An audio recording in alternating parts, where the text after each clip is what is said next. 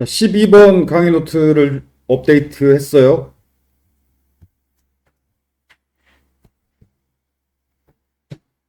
이 부분, 컨텍스트 테스트 부분은 지난번하고 동일하고, 여기 서버 설정, 그, 지난 학기까지는 아마존을 기본 클라우드로 실습했기 때문에 아마존 클라우드 그 화면 캡처였죠. 그래서 오라클 화면으로 이번 학기부터 아예 오라클을 주 클라우드로 사용할 거예요. 그래서 화면 설정 하는 이 부분도 다시 작성을 했어요. 이렇게 인스턴스 눌러서 이렇게 여기 이렇게 들어가서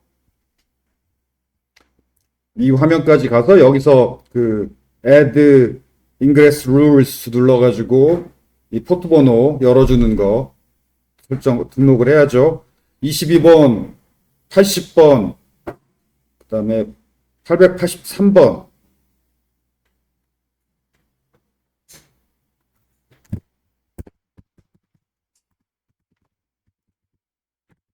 (443번) 이건 필수지. 이거 3개는 필수예요.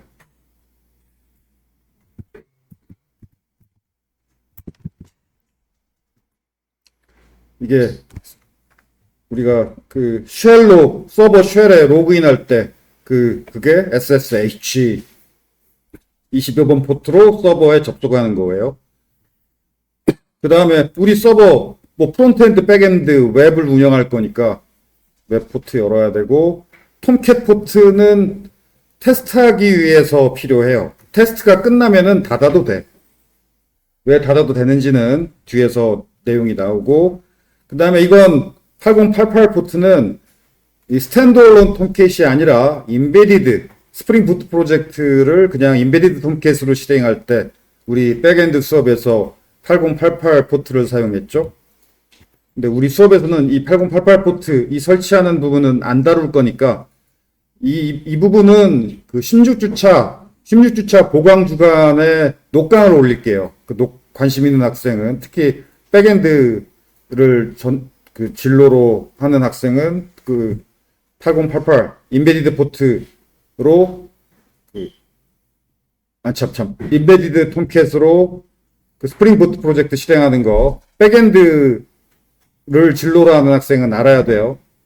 그리고 프론트엔드가 진로인 학생은 굳이 16주차 녹강을 안 들어도 될 거예요. 아무튼 그렇고, 아무튼 이 수업에서는 이거 이렇게 열면 되고, 22번, 80번, 443, 8080 포트. 작년까지는 우분투 설치하면은 자바 17이 기본적으로 설치되어 있었어요. 톰캣 설치해도 그렇고. 근데 이번 학기에 확인해 보니까 기본 자바 21이었지.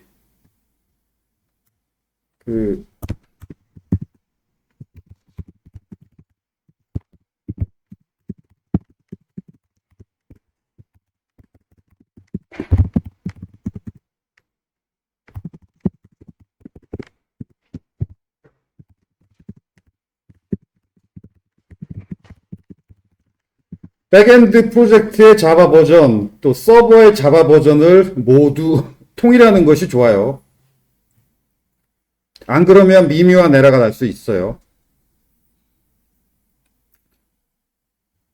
그래서 다행히 지금 이번에 올해 설치한 우분투는 기본적으로 자바 21이니까 오케이. 근데 혹시 자바 17이 설치되어 있다면 이렇게 이 명령으로 확인할 수 있죠.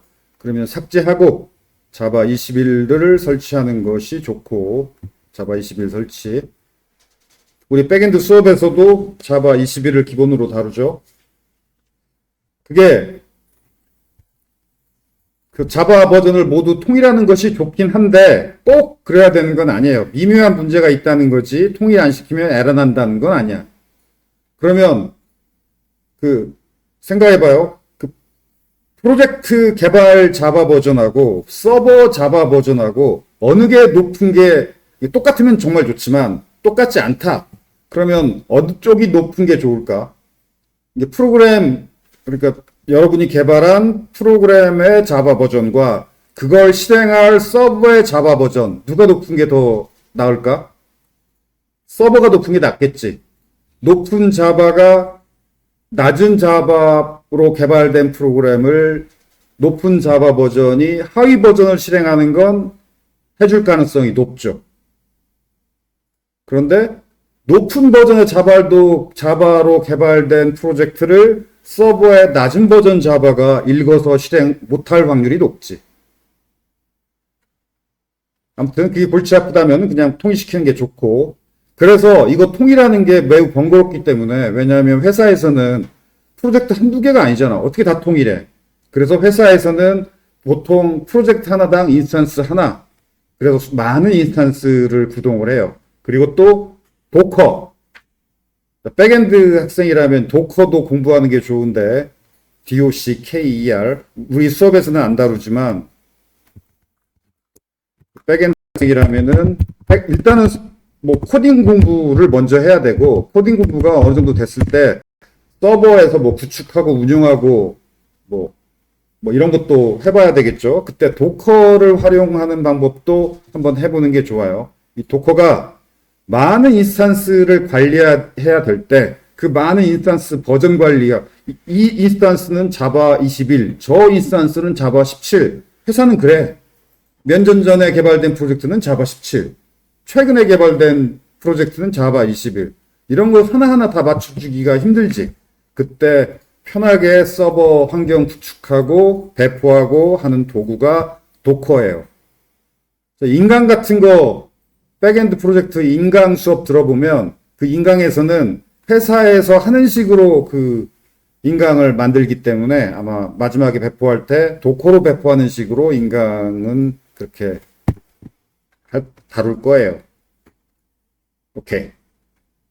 그렇고, 요약하자면 그냥 여러분 수준에서는 백엔드 프로젝트 자바 버전도 21, 서버에 설치한 자바 버전도 21, 이렇게 통일하는 게 자잘한 에러 없이 좋다. 는 거고, 넘어가서 자, 톰캣 10 설치, 이렇게 설치하면 되고,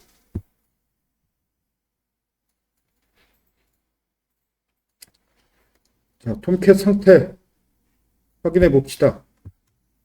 그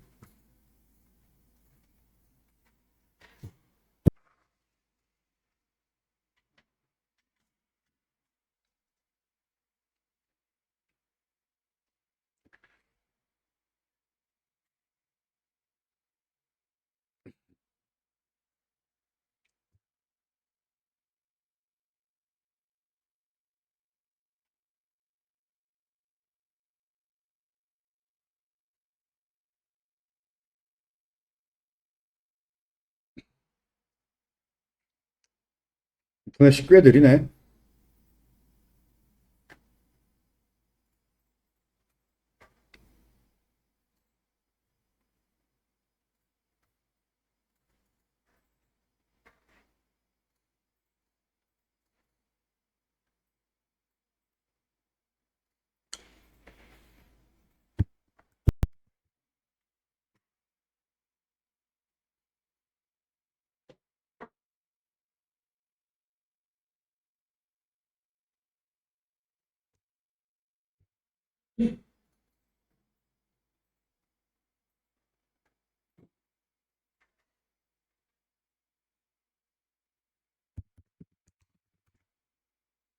그 전에 실행했던 명령을 보는 배시 커맨드가 히스토리예요. 히스토리 이렇게 하고 엔터 치면 전에 실행했던 명령이 500개까지 대략 500개 정도 쭉 이렇게 보여요. 이렇게 번호 해가지고. 그래서 전에 실행했던 명령을 한 번 더 실행하려면 느낌표하고 그 번호를 쓰면 돼요.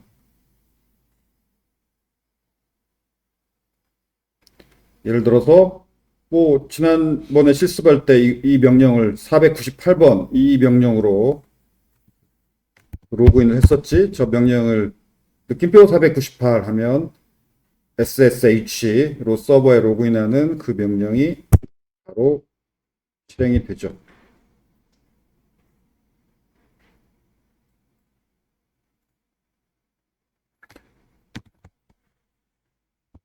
바로 이렇게 느낌표 498 이렇게 실행했더니 498번 요 명령이 실행돼서 서버에 로그인이 됐죠.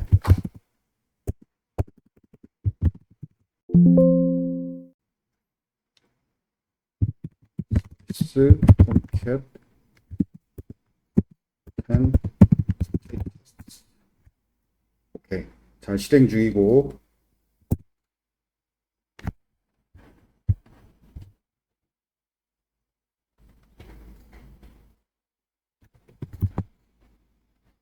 그다음에 여기서 8080 이렇게 서버 IP 콜론 8080 하면 이렇게 톰캣 화면이 이렇게 떠야죠.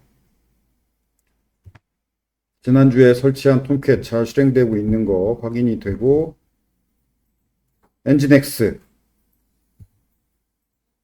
엔진엑스가 본격적인 웹서버고 그게 80포트죠. 80포트에서 엔진엑스도 잘 실행되고 있죠. 이 명령으로만 설치하면 설치가 돼요. 그래서 엔진엑스는 이게 엔진엑스가 정말 이름 그대로 웹서버가 엔진엑스고 톰캣은 엔진엑스가 이름 그대로 웹서버고 웹서버. 그다음에 톰캣은 웹서버가 아니고 자바 서버예요. 자바 서버 애플리케이션 서버. 자바 애플리케이션 구동이 목적인 서버가 톰캣이죠. 웹서버 역할을 하라고 만들어진 게 아니고 톰캣은 자바 서버 애플리케이션을 구동하라고 만들어진 서버예요. 그리고 웹서버 역할을 하라고 만들어진 이름 그대로 웹서버가 엔진엑스.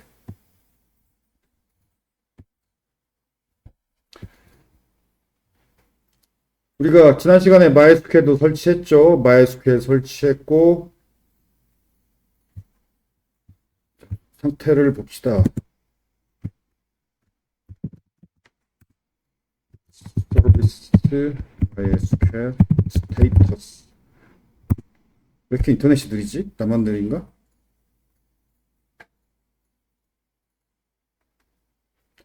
MySQL도 잘 실행 중이고 그 다음에 스튜던트2 데이터베이스도 설치를 했죠. 잘 설치됐는지 확인해 봅시다. 자, MySQL 프롬프트에 들어가면 되는데 MySQL 프롬프트에 들어가는 명령이 MySQL u2p예요. u2p.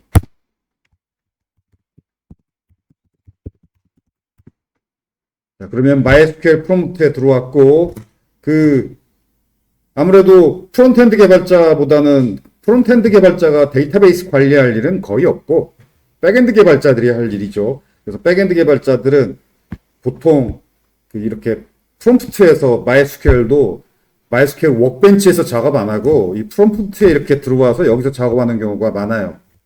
여기서 이 MySQL 명령어도 외워야 되는데 이 수업에서는 뭐 학습 목표는 아니지만 백엔드 개발자라면 MySQL 명령어도 알아야 되는데 어떤 데이터베이스들이 설치됐는지 보는 명령이 show databases예요. 세미콜론. 그러면 student2가 여기 보이죠. 그 다음에 used student2 세미콜론 student2 데이터베이스를 현재 데이터베이스로 사용하겠다. 그럼 현재 데이터베이스가 student2로 변경됐고, 자, 이제 SQL 명령을 실행할 수 있어요. select from student. 스튜던트 테이블에서 모든 레코드를 조회한다 라는 SQL이죠. 잘 조회가 되죠.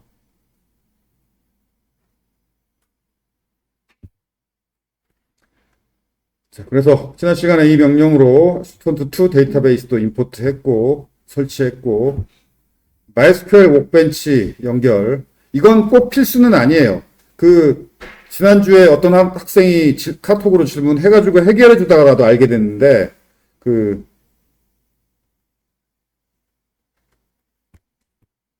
여러분이 윈도우즈 로그인할 때 계정명이 있지. 그 계정명으로 여러분이 홈 디렉토리가 만들어져요. git 배슈쉘을 열어서 git 배슈쉘 열자마자 위치한 디렉토리가 tilde가 현재 홈 디렉토리죠. 홈 디렉토리인데 내 홈 디렉토리 경로명을 보는 명령어가 pwd예요. pwd 엔터 쳐보세요. 그러면 나는 이 윈도우즈, 이 노트북에 설치할 때 내 로그인 계정명을 lsj라고 했기 때문에 이 디렉토리 이름도 lsj야. 그런데 여러분 윈도우즈에서 계정명을 한글로 한 사람은 여기가 그 한글 계정명일 거예요. 많지는 않지만 가끔 어떤 몇몇 개발 도구 중에서 한글 디렉토리 이름을 인식 못하는 개발 도구들이 아주 가끔 있어요. 그런데 지난주에 어떤 학생 질문 해결해 주다가 나도 알게 됐는데 한글 디렉토리명을 인식 잘 못하는 그런 툴들 중에 하나가 SSH더라고. 그래서 지금 이게 MySQL 워크벤치가 서버에 있는 MySQL 데이터베이스에 연결하는 건데 직접 바로 연결하는 게 아니라 왜냐하면 직접 바로 MySQL에 연결하려면 MySQL 포트도 열어줘야지. 우리 MySQL 포트는 안 열었잖아. 그렇죠? 우리 서버의 포트 22번, 80번, 443번, 8080번 이렇게 4개만 열었어. 그래서 MySQL 포트 3306번이에요. MySQL 포트는 3306번은 안 열었어. 포트를 많이 열면 열수록 공격당할 기회가 늘어나는 거예요. 그래서 꼭 필요한 것만 열어야 되는데 꼭 필요한 건 이거 3개야.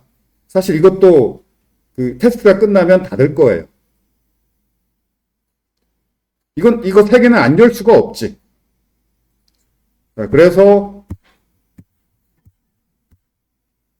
MySQL 포트를 여는 건 위험하고 그래서 안 열 거고 지금 어떻게 내 PC에 있는 MySQL 워크벤치가 서버의 MySQL에 어떻게 연결하느냐? 포트를 안 열었기 때문에 바로 연결은 못해. 대신 여기 3번 SSH 포트를 통해서 SSH 쉘을 통해서 간접으로 연결되는 거예요. 그러니까 SSH가 MySQL 연결을 중개해 주는 거야.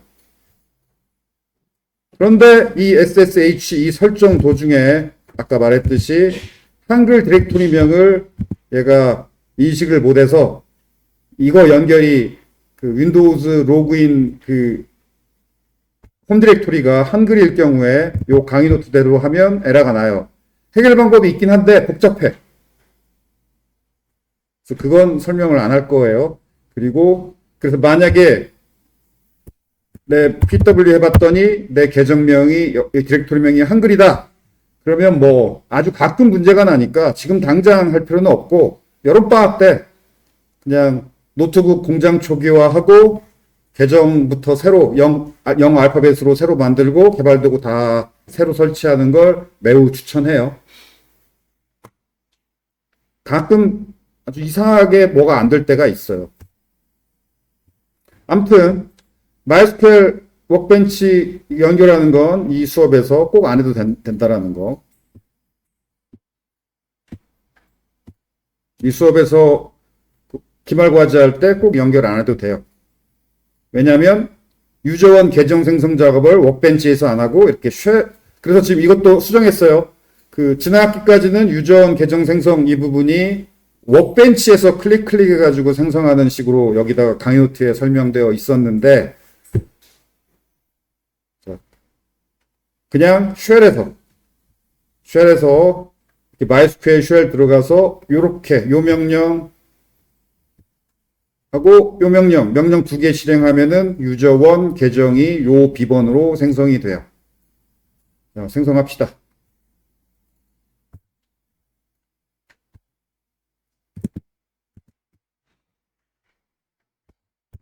이렇게 MySQL 쉘 들어와서 MySQL 쉘 들어오는 명령 이거죠. MySQL 쉘에서 이 명령을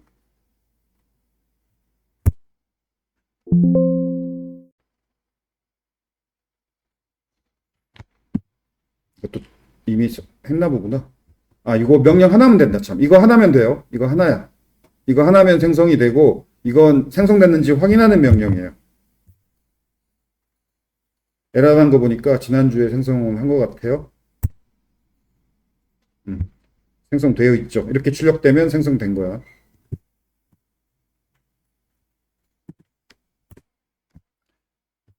오케이. 이렇게 유저1 계정도 생성한 걸 확인을 하고,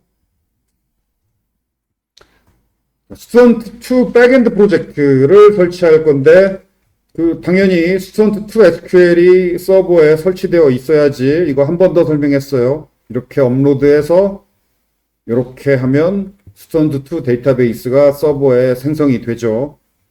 혹시 생성 안 한 학생은 이렇게 업로드하고 이렇게 생성하고 하기 바라고. 그 다음 두 번째.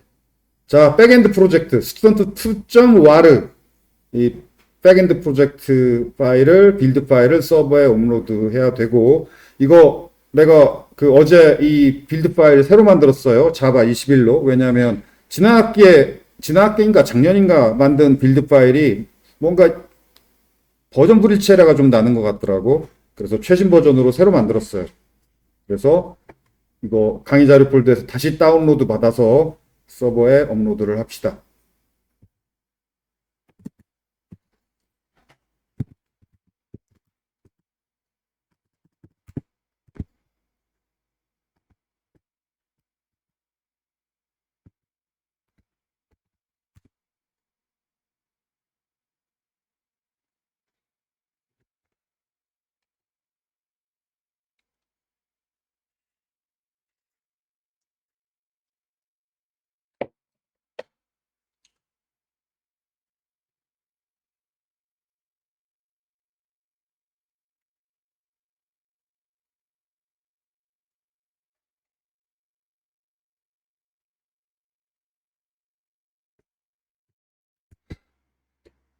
그래서 이 스튜던트 요 명령으로 업로드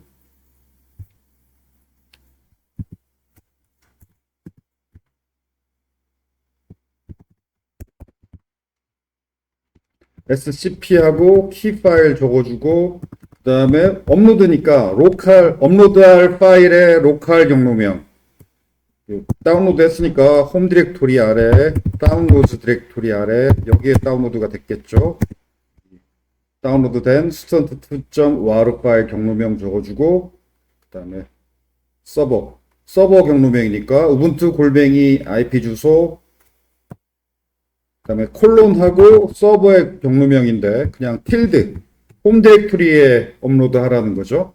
tilde가 홈 디렉토리.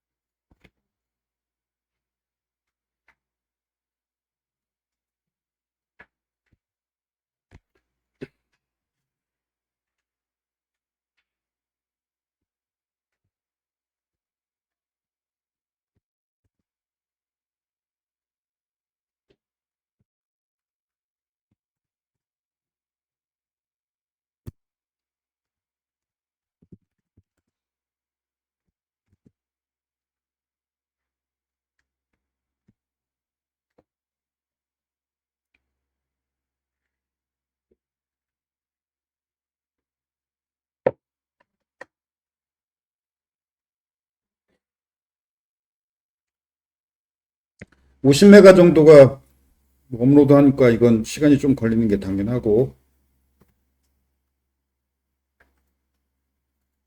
업로드 됐고,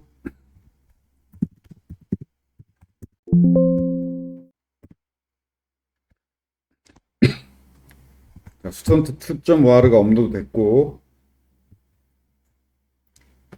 자, 얘를 톰캣에 설치하는 것은 그냥 요 디렉토리에 복사만 하면 돼요.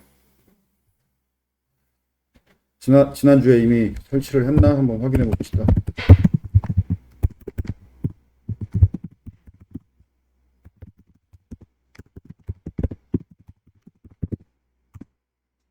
지난주에 설치한 게 있네. 그러면 지우고 지난주에 설치한 거 지우고. 그러니까 이 디렉토리에다가 복사한 게 설치니까 그 설치한 거 지우는 건 저 디렉토리에 복사한 student.war를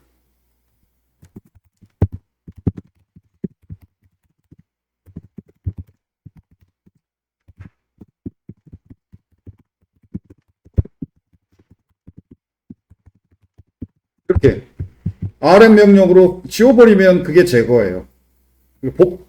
이 디렉토리에다가 복사해 넣는 게 설치고 제거하는 건 복사했던 걸 지워버리면 그게 제거예요. 그런데 관리자 권한으로 해야죠. 그래서 sudo 명령을 앞에 붙이면 돼요. 자, 지난주에 설치했으니까 설치한 거 지우고 다시 설치하는 게 맞죠. sudo rm. 지난주에 한 건 옛날에 빌드한 거라서 뭐 작은 호환성 불일치 문제가 나는 것 같아요. 여러분도 지난주에 설치했으면 지워버리고 새로 설치합시다.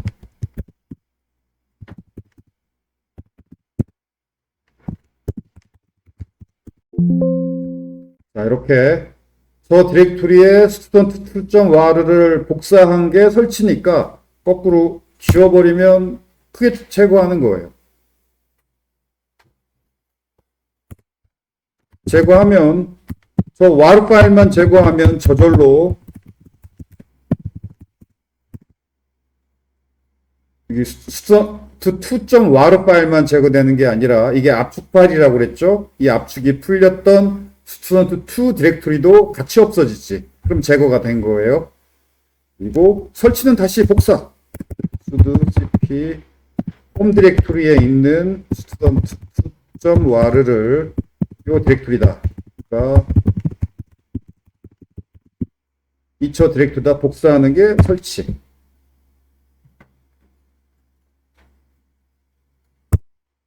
그리고 좀 몇 초 기다렸다가 압축 풀릴 때까지 기다려야 되니까 몇 초 기다린 다음에 디렉토리 리스팅을 보면 student2.war 파일만 복사했는데 student2 디렉토리가 생겼죠. 여기는 없었는데.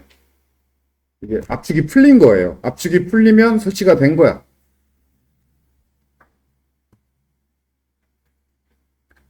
자, 여기까지 다 뭐 별 잘 따라 했으면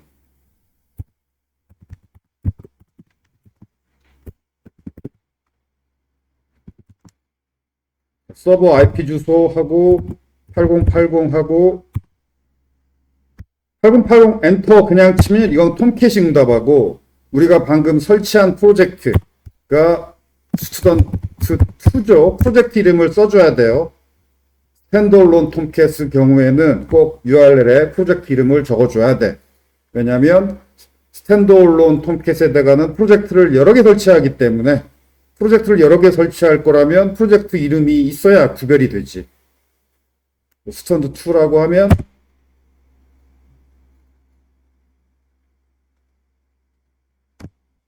이 주의요함 이건 HTTPS가 아니라서 나오는 경고예요.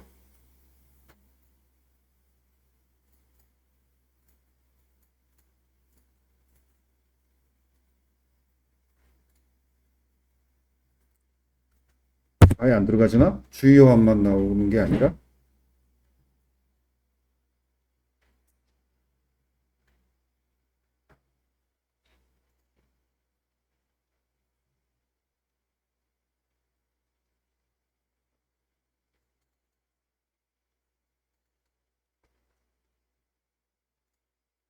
이거 누르면 되나?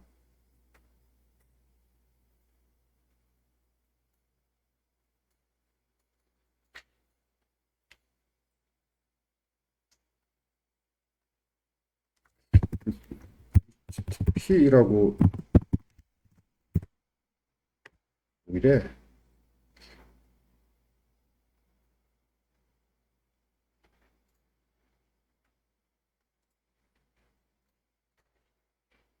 다른 웹 브라우저로 들어가 볼까?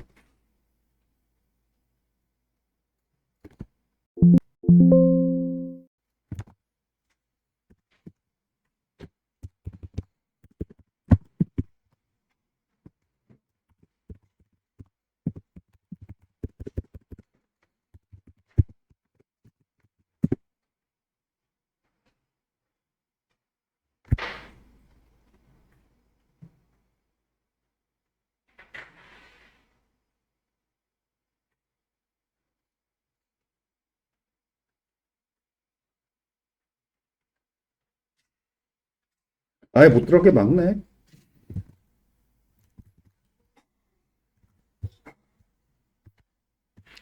지난 학기는 들어가졌는데.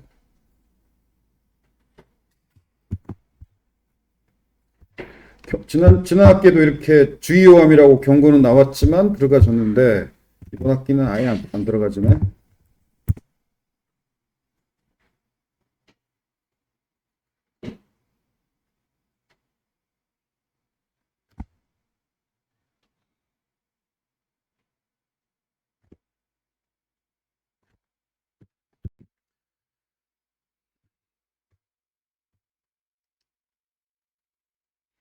자, 이렇게 학생 목록 URL 이렇게 연결하면 잘, 여기는 잘 이렇게 실행된다라는 거.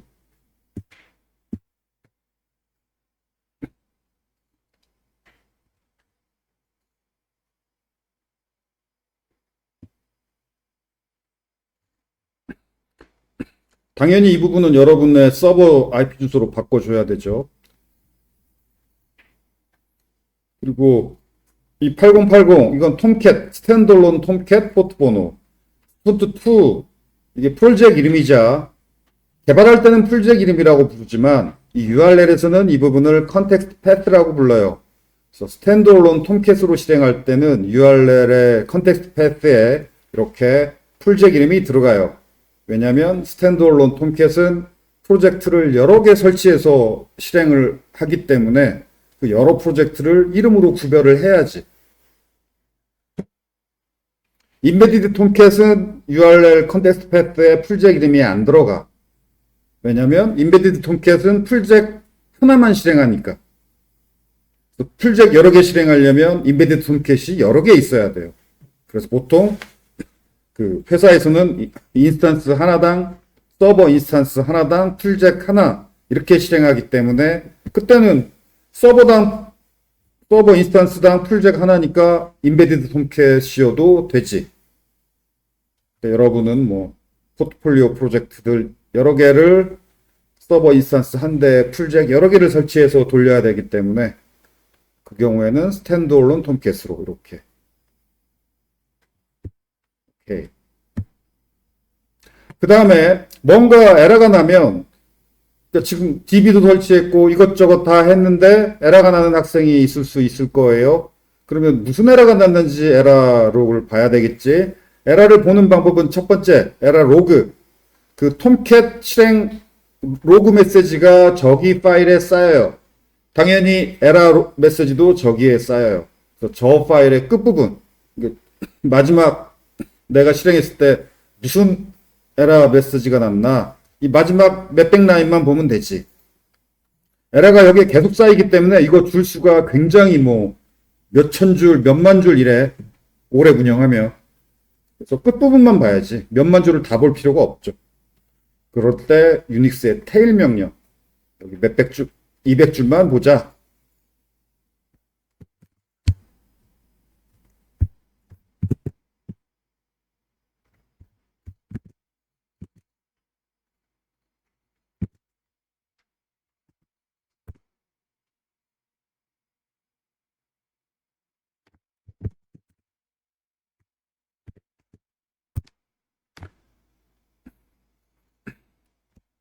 그럼 나는 에러 안 났기 때문에 여기 이렇게 정상적으로 이런 에러 메시지가 이건 정상 왜냐면 인포죠 여기가 인포 등급의 인포 등급의 로그 메시지는 정상적인 실행이죠. 그런데 에러가 났으면 여기 에러 자바 실행할 때 나는 에러 있죠. 그게 여기에 쭉 에러가 보일 거예요. 그 에러 메시지 보고 뭐가 문제인지 알고 그 문제를 해결해야 되지. 근데 아마 에러가 났다면 그걸 확인해 봐요. 아마 다 설치하고 다 했고 다 했는데 그런데도 잘 실행이 안 되고 에러가 난다. 그러면 확인해 볼 만한 게 이거예요. MySQL에 들어가 보세요. MySQL -u 루트로 로그인하지 말고 그 유저1 우리 백엔드 프로젝트에서는 유저1 계정을 사용해서 DB에 연결을 하죠. 자, 유저1 계정으로 연결이 가능한지 -u 유저1 -p 이렇게 하면 유저1의 비밀번호를 입력해야 되는데 그게 SKHU April 4.5예요. 여기 강의 노트에 있어요. 그 유저1의 비밀번호가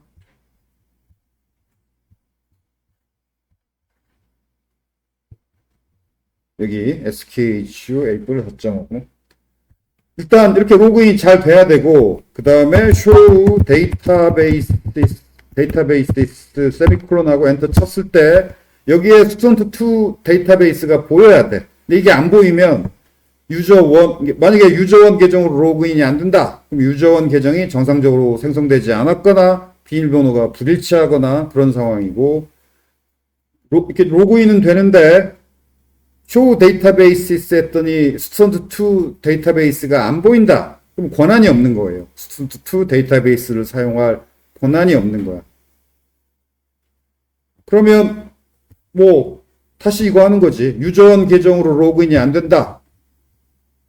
그러면 관리자로 로그인해 MySQL에 관리자로 로그인해 들어가서 유저1 계정을 다시 만들어야지.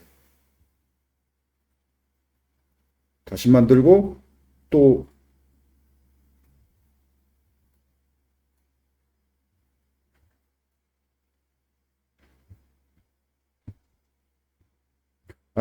뭐가 좀 빠진 것 같다.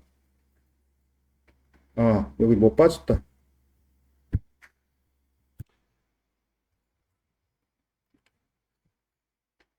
강의 노트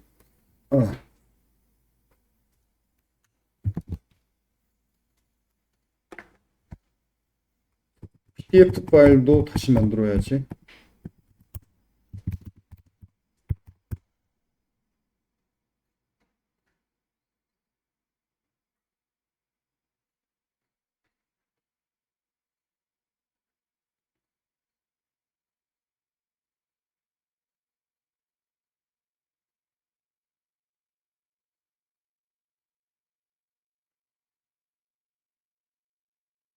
오케이.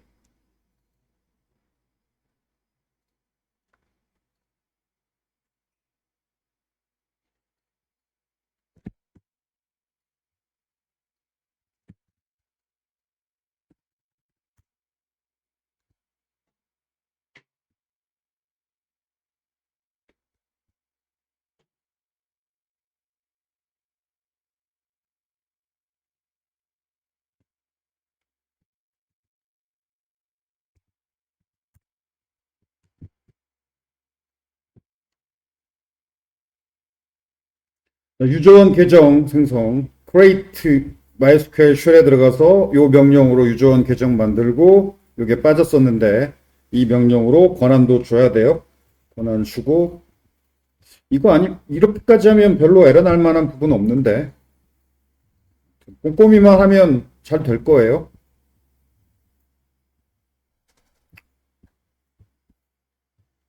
오케이, 넘어갑시다. 자, 이렇게 백엔드 프로젝트 설치해서 실행 성공했고, 그 다음 이제 프론트엔드 프로젝트.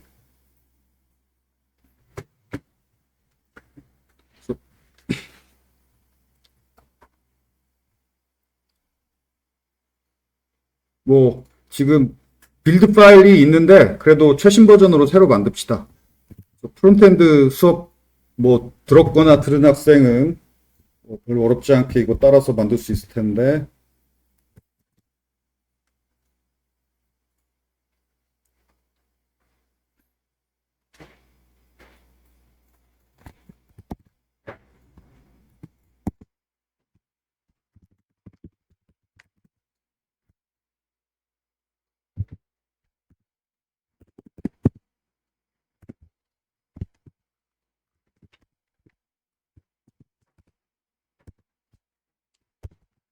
npm create view latest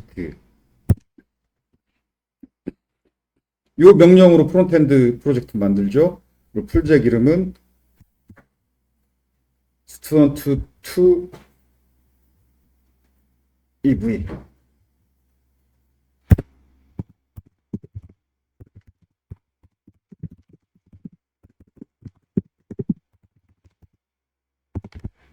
front to v.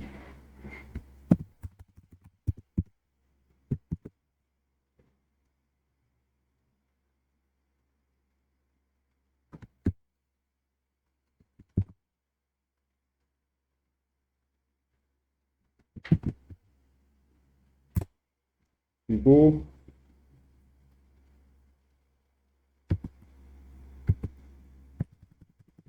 뭐 ESLint 하긴 개발할 거 아니라서 ESLint 체크 안 해도 되긴 하는데.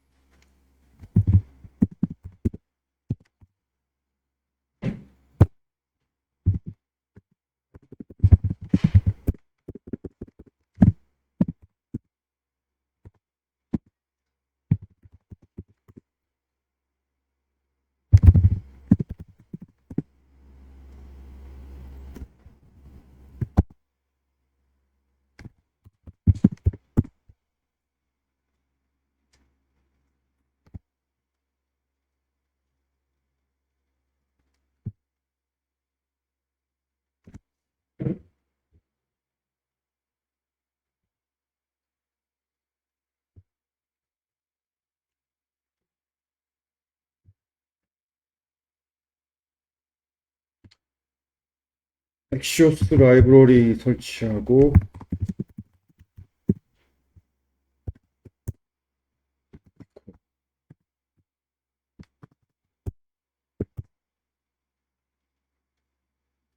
엑시오스 라이브러리 설치하고 main.js 뭐 첫 줄 그 언제나 프론트엔드 수업에서 첫 줄 이거 제거하는 거죠. 언제나 프론트엔드 수업에서 제거했지. 그리고 학생 목록 화면만 구현할 건데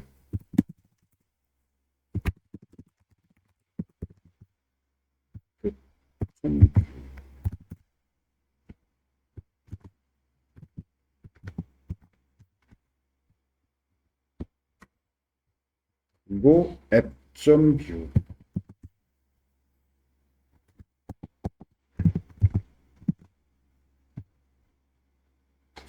뭐 프론트엔드 수업을 들었거나 듣고 있는 학생만 이 부분 이해하면 돼요. 지금 백엔드 그 프로젝트 백엔드 서버에 연결할 URL 앞부분 이거 엑시오스의 그 URL 앞부분 설정하는 거죠. 개발할 때는 이거지. 그런데 개발이 끝나면 이 부분이 서버 IP 주소여야죠. 자, 이 부분 이 강의 노트대로 하면 안 되고 여러분의 서버의 IP 주소를 여기다가 입력해야 돼요. 그래서 지금 이 부분이 지금 이게 노트북에서 개발하고 있는 중인가 아니면 서버에서 운영하고 있는 건가를 판단하는 이 부분이에요. 그래서 dev, 개발 중이다 라고 할 때는 서버 URL이 이거고 앞부분이 이거고 운영 중일 때는 서버에서 운영 중일 때는 URL 앞부분이 이거가 되죠. 그리고 이 분홍색 부분은 당연히 자신의 서버 IP 주소로 수정해야 돼요. 원래 실제 서버 운영할 때 여기다가 IP 주소를 박는 건 좋지 않아요. 왜냐하면 서버 IP 주소는 바뀌기도 해. 서버 IP 주소 바뀔 때마다 소스 코드 수정한다는 건 말이 안 되지. 그래서 보통은 환경 변수에 서버 IP 주소를 등록을 하고 이 부분에다가 환경 변수를 읽어서 환경 변수 값을 여기다 넣어라 이런 식으로 코딩을 해요. 그런데 우리가 프론트엔드 수업에서 환경 변수 읽어오는 부분 그런 것까지 안 배웠잖아. 그래서 뭐 그 부분까지 궁금한 학생은 구글링 해보세요. 일단은 이 수업의 목표는 최대한 간단하게 뭐 적어도 기말과제 할 때까지는 서버 IP 주소가 안 바뀌겠지. 그냥 여기다가 여러분의 서버 IP 주소를 이거 환경 변수로 하는 부분도 16주차 녹강 만들어서 올릴게요. 녹강으로 궁금한 학생은 녹강을 보세요. 오케이. 자, 아무튼 이 주소 이대로 하면 안 되고 여러분의 서버 주소로 바꿔줘야 되죠. 지금 올해 내 주소는 이거니까 올해 주소로 바꿔주고, 오케이.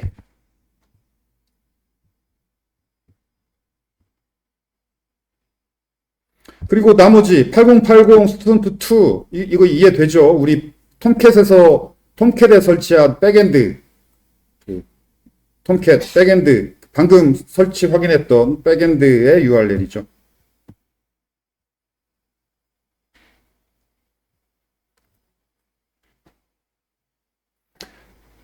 자, 로컬에서 실행해 볼 수 있어요. 이 스튜던트2.war 다운로드 받았죠? 만약에 여러분 노트북에 MySQL도 설치되어 있고 MySQL에 스튜던트2 데이터베이스도 설치되어 있다면 그러면 백엔드를 이렇게 간단하게 실행해 볼 수 있어요.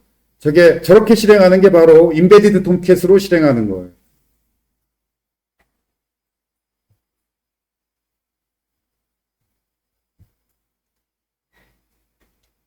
아, 그러면 참 URL이 다르다.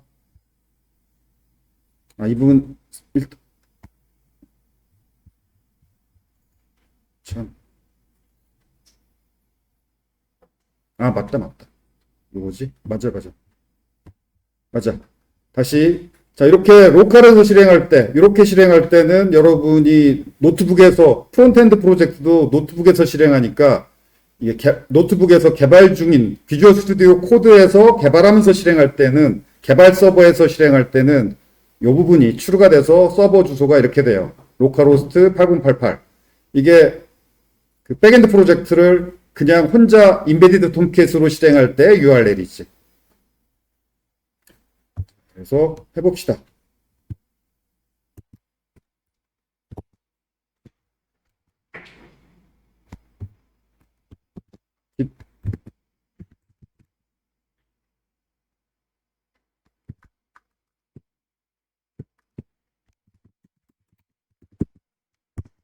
여기에 스톤트 2.war가 있고 자바 .war 하면 임베디드 톰캣에서 이렇게 코맨드 라인으로 임베디드 톰캣 이렇게 바로 빌드 파일 실행할 수 있어요.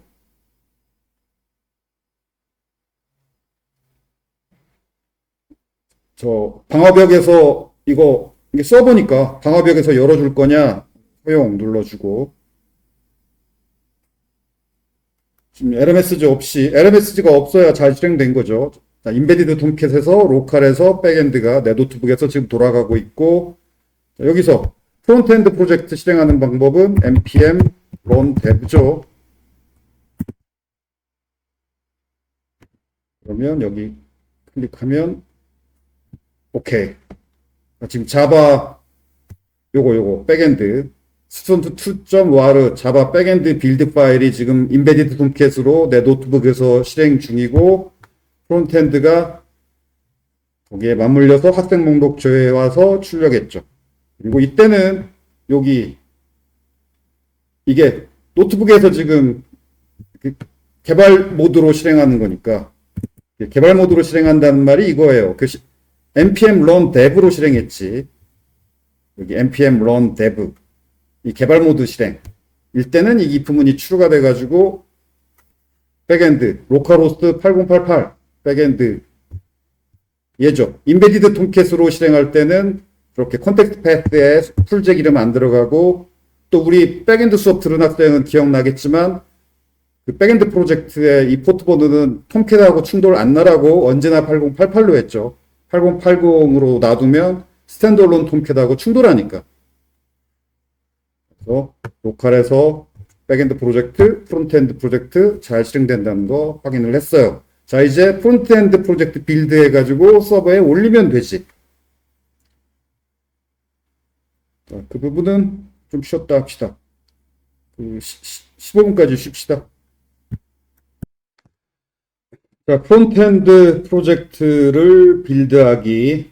그런데 또 우리는 서버에서 백엔드 프로젝트만 여러 개 실행하는 게 아니라 프론트엔드 프로젝트도 우리는 서버 인스턴스 한 대에 여러 프론트엔드 프로젝트를 실행하려고 해요. 가난한 학생이라 무료 인스턴스 하나에 백엔드 프로젝트도 여러 개, 프론트엔드 프로젝트도 여러 개 실행을 해야죠. 그러면 역시 회사하고는 달리 프론트엔드 프로젝트도 이렇게 URL에 풀잭 이름이 들어갈 수밖에 없어요. 회사에서는 인스턴스 하나에 풀잭 하나니까 보통 이렇게 서버 주소까지만 입력하고 뒤에 풀잭 이름을 안 붙이지. 그렇지만 서버 한 대에 풀잭을 여러 개 돌려야 되니까 어쩔 수 없이 프론트엔드 프로젝트도 이렇게 URL 여기 이 부분에 대해 URL 서버 주소 끝나고 바로 그 다음에 풀잭 이름이 들어가게 이렇게 URL이 만들 거예요. 이걸 프론트엔드 프로젝트에서는 이걸 베이스 URL이라고 부르더라고. 그래서 package.json에 여기 빌드 명령에 이렇게 베이스 URL을 이걸로 하겠다라고 수정해 주면 돼요.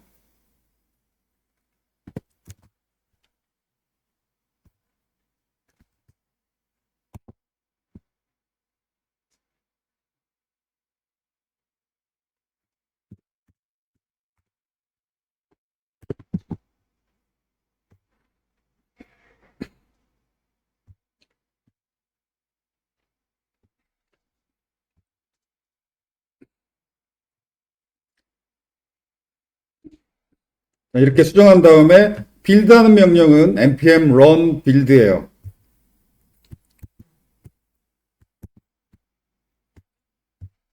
뭐 빌드할 거니까 개발 서버 종료해도 되고 컨트롤 C 눌러서 개발 서버 종료해 버리고 npm run build.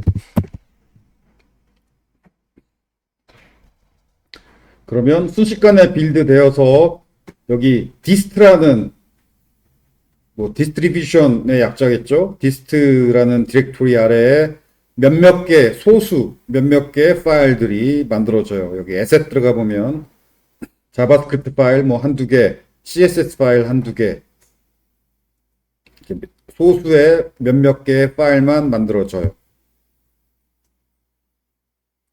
이게 빌드 파일이고, 저 빌드 파일을 서버에다가 이제 업로드해서 실행하면 되는데, 자, 지금 프론트엔드 프로젝트 뭐 모르는 학생도 있을 테니까 빌드 파일을 다시 강의 노트에 새 버전으로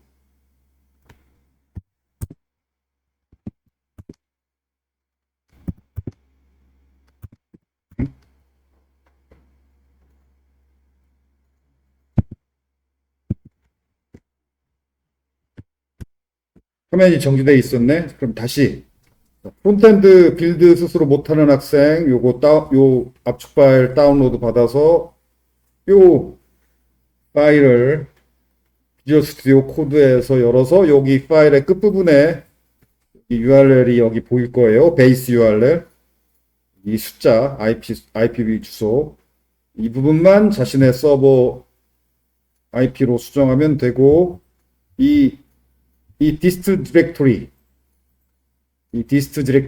바로 빌드 파일이 저장되어 있는 디렉토리예요.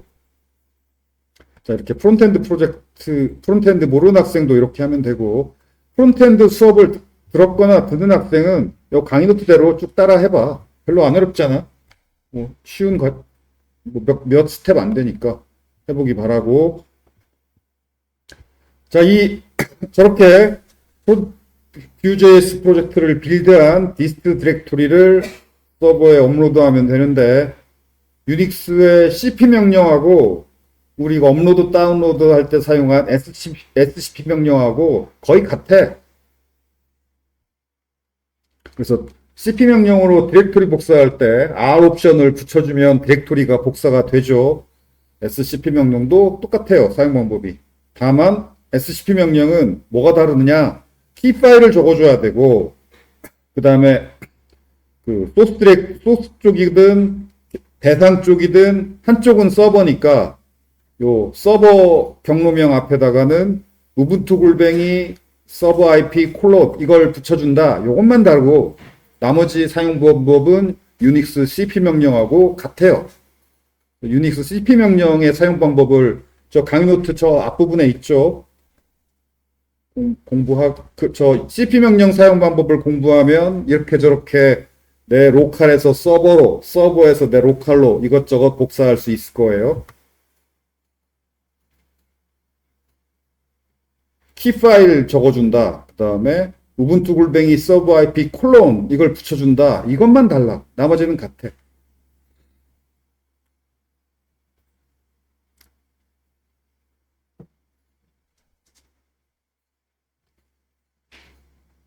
자, 그래서 업로드 해봅시다. 빌드 했으니까 여기서 여기 디스크 디렉토리가 있죠. 여기 프로젝트 디렉토리 아래 scp -i 키 파일. 네, 키 파일은 홈 디렉토리 아래 키 밑에 ssh. 이게 디렉토리명이든 파일명이든 적당히 앞부분만 입력하고 탭키 누르면 자동 완성이 돼요. 이게 키 파일이고, 디렉토리를 복사할 거니까 R 옵션 줘야 되고, 지금 복사할 소스 디렉토리가 디스트죠. 현재 디렉토리에 있는 디스트 디렉토리를 서버에 복사할 거죠. 그럼 서버니까 우분투 골뱅이 서버 IP 주소 하고 콜론. 자, 그 다음에 서버 경로명. 서버 어디다 복사할 거냐? 뭐, 홈 디렉토리에 복사하는 게 무난하지. 틸드, 홈 디렉토리. 그러면 디스 디렉토리가 서버에 이렇게 업로드가 돼요.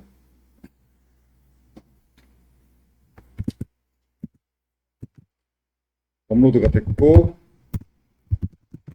서버에서 디렉토리 목록을 보면 여기 디스트 업로드 됐죠.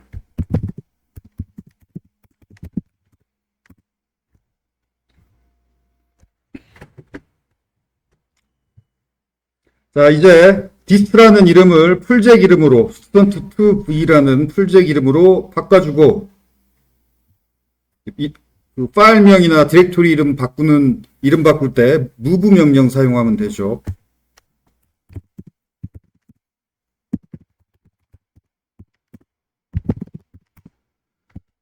student2v라고 디렉토리 이름을 바꿨고, 자, 얘는 저 자바가 아니니까 뭐 자바스크립트하고 HTML 파일 이런 거잖아. 그렇죠? 여기 빌드 결과가 여기 HTML 파일, 아이콘 파일, 그 다음에 assets 밑에 자바스크립트 파일, CSS 파일 이런 게 들어있죠. 이런 건 웹서버에 설치해야지. 자, 웹서버, 우리 엔진엑스 웹서버 설치했죠. 그 엔진엑스 웹서버에 컨텐츠 디렉토리가 여기에요. 여기에다가 복사만 하면 돼.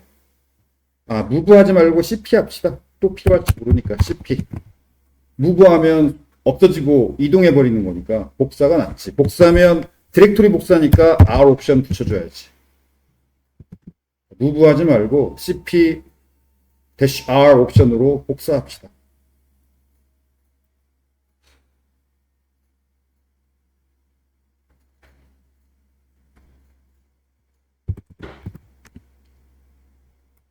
CP-R.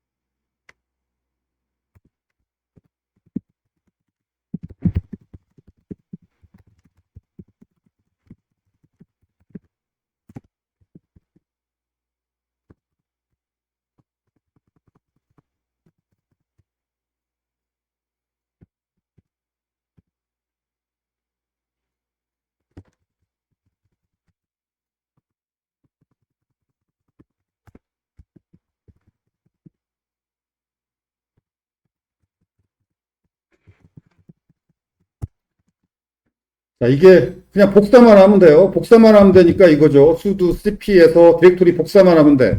그런데 앞에 그 이미 설치했는데 삭제하고 재설치하려면 이렇게 삭제하고 재설치하는 거죠. 처음 설치하는 거라면 삭제할 필요가 없이 복사만 하면 되죠.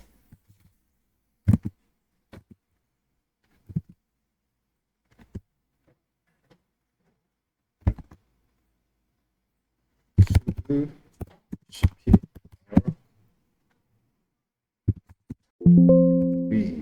v를 var 어디더라? aw 여기다가 복사만 하면 이것도 설치가 끝이에요.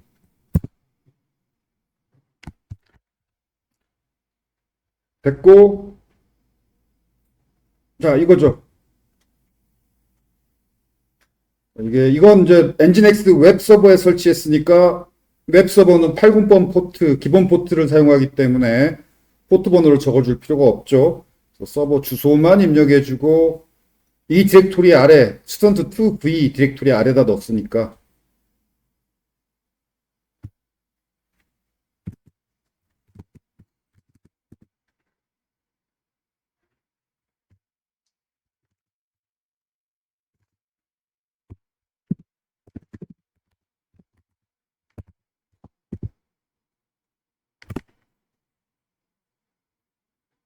오케이. 자, 이러면 이 프론트엔드 프로젝트가 지금 서버에 있는 데이터베이스, 데이터베이스가 아니지, 백엔드,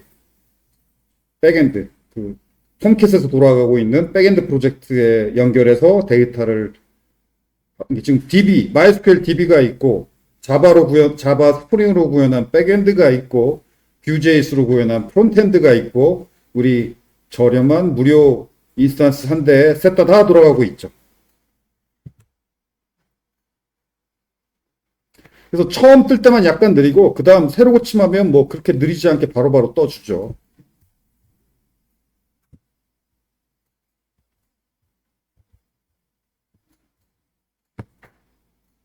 그리고 나는 프론트엔드 프로젝트 하나만 설치하겠다.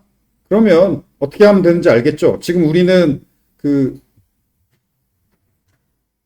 빌드 파일을 결국은 빌드 파일이 요 디렉토리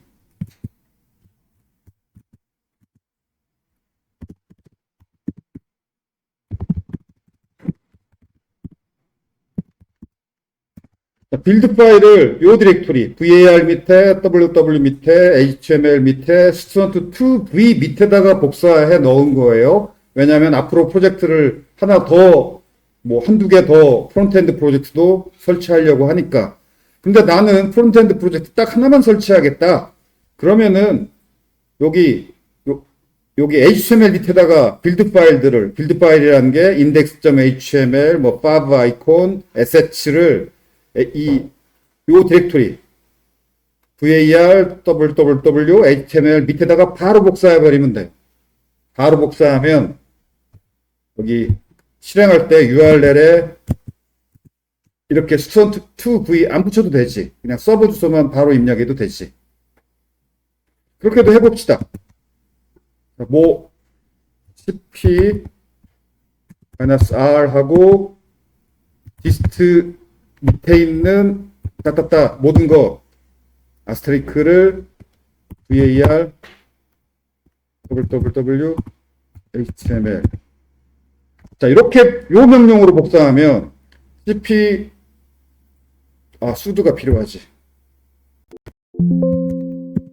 자, sudo cp-r 디렉토리도 있으니까 여기 dist 아래 assets라는 디렉토리도 있죠.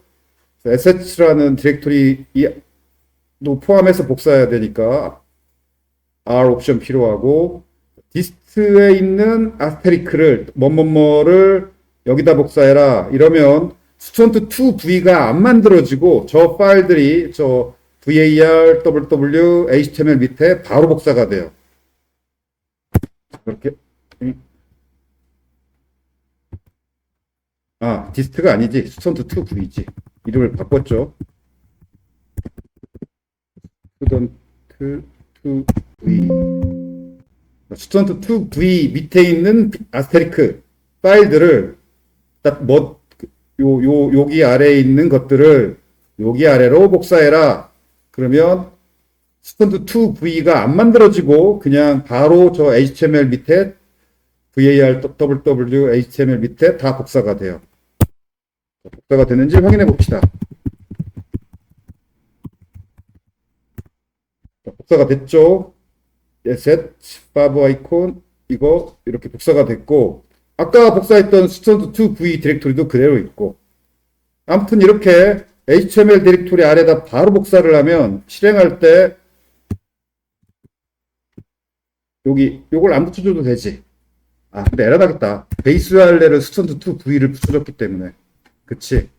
아 이렇게 하면 지금은 안 되는 이유가 우리가 빌드할 때 베이스 URL을 student2v라고 붙여줬지.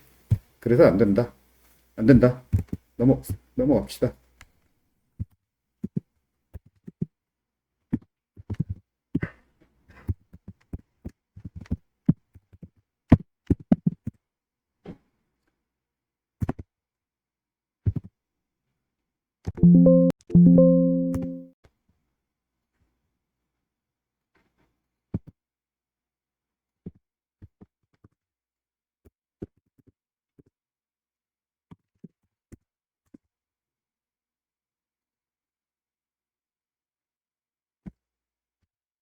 오케이. 아무튼 여기까지 했고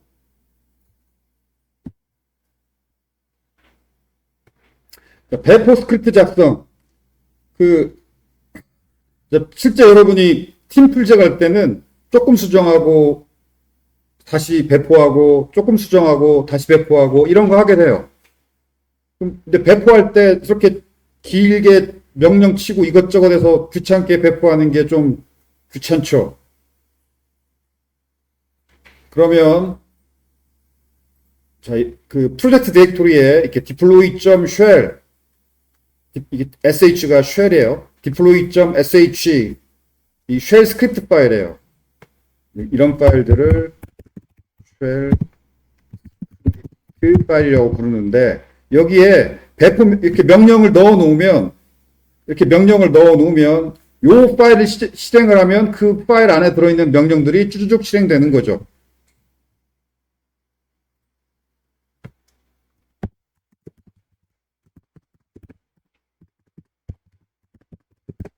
자, 그래서 첫 번째 명령 ssh가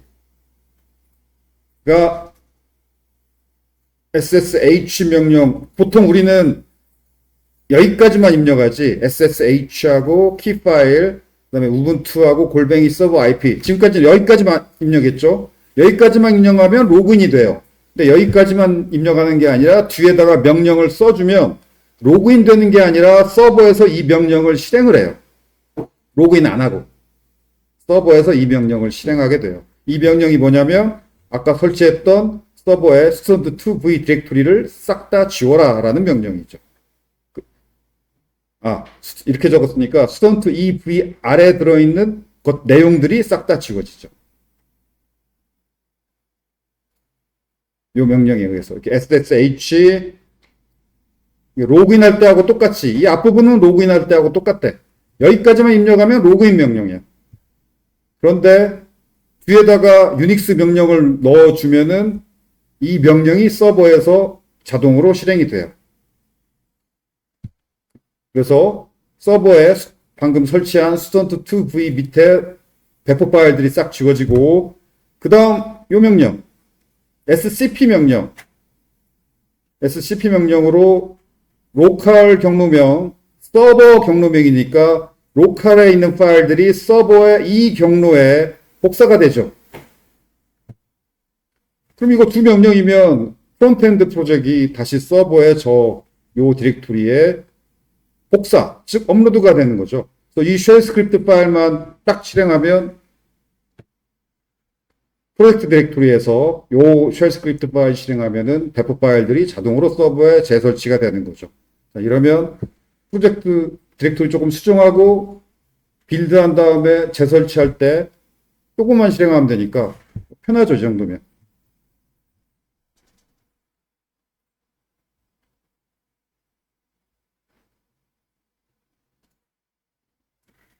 이렇게 deploy.shell 스크립트 파일 이렇게 실행하면 되고, 이 백엔드 배포도 마찬가지예요. 백엔드 내용은 좀 양이 길어서 부록으로 뺐는데, 강의 자료 맨 끝에, 이 자료 맨 끝에, 백엔드 프로젝트, 백엔드 수업 들은 학생은 뭐 쉽게 프로젝트 새로 만들고 할 수 있을 거예요. 이렇게 프로젝트, 스턴드 2 백엔드 프로젝트, 이렇게 만들어서, 뭐 백엔드 수업 들은 학생은 익숙하죠. 익숙한데 이 부분이 백엔드 프로젝트 수업에서 백엔드 수업에서는 없었지. 이게 뭐냐면 테이블명을 지정해주는 어노테이션인데 리눅스에서는 대소문자가 엄격하기 때문에 이 디파트먼트 클래스 이름의 대문자 D랑 실제 테이블 이름 소문자 D 불일치한다고 에러 나요. 리눅스는 리눅스에서 돌아가는 MySQL은 대소문자에 엄격해. 그래서 꼭 이걸 넣어줘야 돼요. 서버에서 돌릴 거라면. 좀 그렇고, 이렇게 만들어서,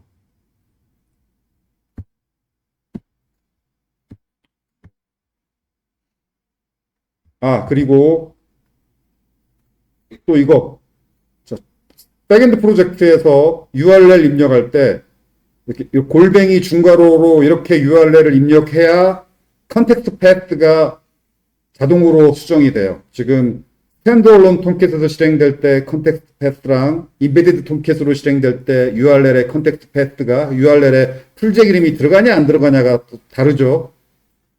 백엔드 수업 듣는 학생은 URL을 입력할 때 골뱅이 중괄호로 묶어주면 이 URL의 컨텍스트 패스 부분을 타임리프가 자동으로 수정해줘요. 이것만 하면 돼.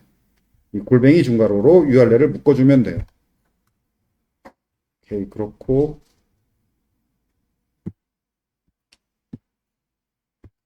여기도 백엔드 프로젝트도 마찬가지로 이렇게 deploy.shell 스크립트 파일 만들어 놓으면 빌드하고 이 deploy.sh 이 파일 실행하면 서버에 자동으로 또 배포가 되죠. 이것도 마찬가지죠. 오케이.